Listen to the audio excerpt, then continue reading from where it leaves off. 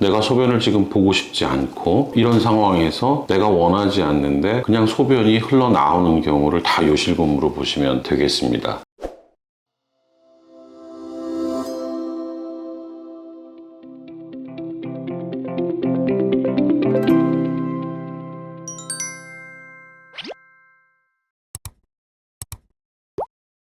안녕하십니까. 벨라조 원철TV 산부인과 전문의 원철입니다. 오늘 이 시간에는 요실금에 대한 용어 정리라고 할까요? 여러분들이 이해하기 쉽게 의학적인 용어를 풀어서 좀 설명해 드리고 과연 내가 어느 종류의 요실금에 해당되는지 아주 기초적이고 계략적인 말씀을 좀 드려서 이제 날씨가 추워지기 시작하면 이런 문제로 고생하는 분들이 좀 늘기 때문에 미리 한번 시간을 만들었습니다.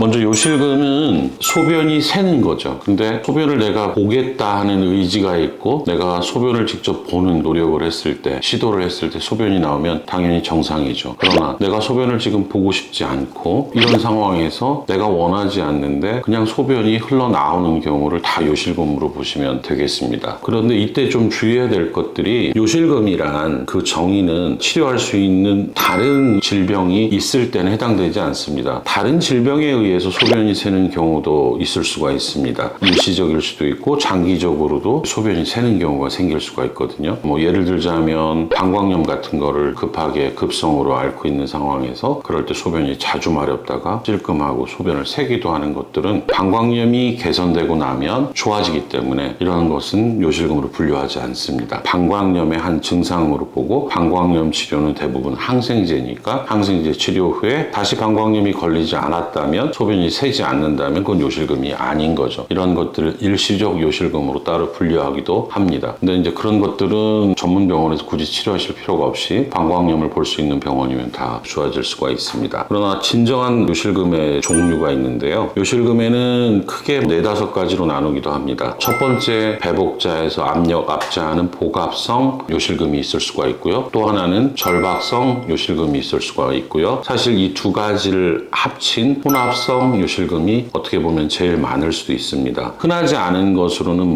범람성, 그래서 용량 이상으로 방광이 차서 넘쳐 나오는 대부분 이런 것들은 신경학적 손상을 받았다든지 하는 분들이 새는 경우가 될 수가 있겠습니다. 여기에서 이제 주로 병원에 오시는 것 중에 가장 대표적인 것들이 복압성, 긴장성 요실금과 절박성 요실금이 있고 이 둘을 합친 게 있다고 말씀을 드렸는데 이 두 가지는 출산, 폐경, 노화, 비만 이런 다양한 이유들에 의해서 생기게 됩니다. 복압성 요실금과 절박성 요실금은 치료도 완전히 다르기 때문에 이거에 대해서는 좀 분류를 하고 별개로 생각을 하실 필요가 있겠습니다. 그러면 복압성 요실금은 말 그대로 배 압력이 들어가는 상황, 예를 들면 기침, 재채기, 웃거나 뛰거나 이런 상황에서 배 압력이 들어가고 배가 볼록 나왔을 때 그 압력을 골반의 지지구조가 약해져서 소변을 딱 멈추게 하는 그런 기전에 문제가 생겼을 때 새는 것이 되겠습니다. 이러한 경우에는 치료는 거의 95% 이상 수술입니다. 개중에는 이런 걸 일시적으로 조절할 수 있는 약제들이 있긴 하지만 거의 크게 효과를 보지 못하고 어느 정도 중증 이상의 복압성 요실금의 경우에는 수술을 하시는 게 정답입니다. 근데 그와 반대로 이런 골반 구조의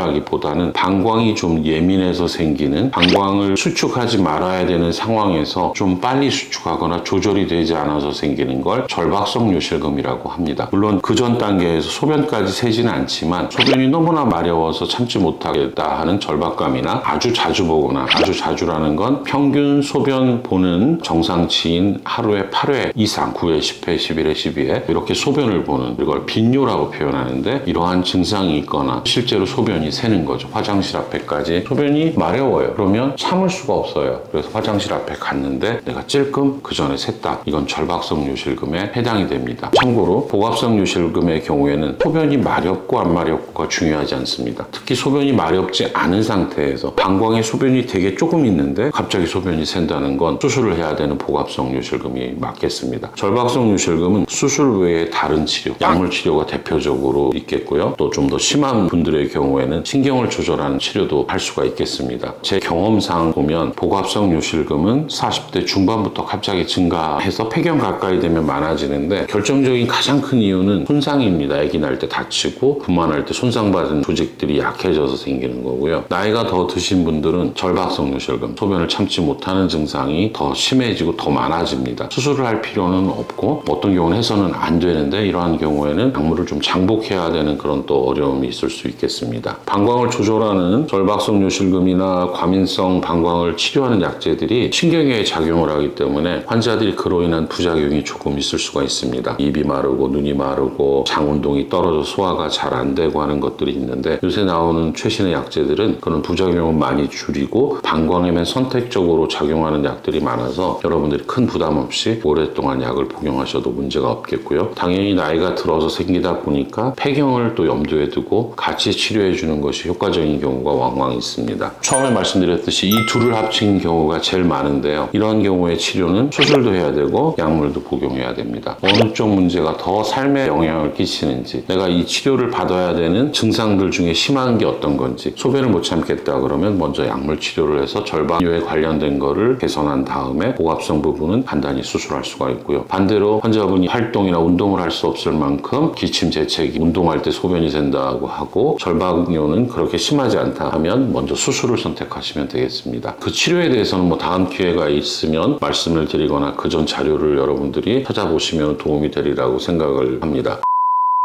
오늘은 날씨가 좀 변화하고 또 이러다 보면 요실금 환자분들이 많아져요. 그러니까 내가 전에 작년에 가을에 겨울에 이런 걸로 고생을 했다 그러면 또 고생할 가능성이 있으니까 한번 주의 깊게 오늘 말씀드린 것들을 참고하셔서 내가 이러한 것들을 치료받아야 될 만큼 삶에 영향을 준다면 가까운 전문 병원을 찾으셔서 진단 받아보시고 검사해 보시고, 치료는 대부분 특별한 경우가 아니면 간단하면서 성공적으로 할 수 있습니다. 물론 전문 병원이 돼야 되겠지만, 그러니까 미리미리 건강관리 챙기시고 고칠 수 있는 병이라는 것을 말씀드리면서 오늘 요실금에 대한 간단한 설명을 마치겠습니다.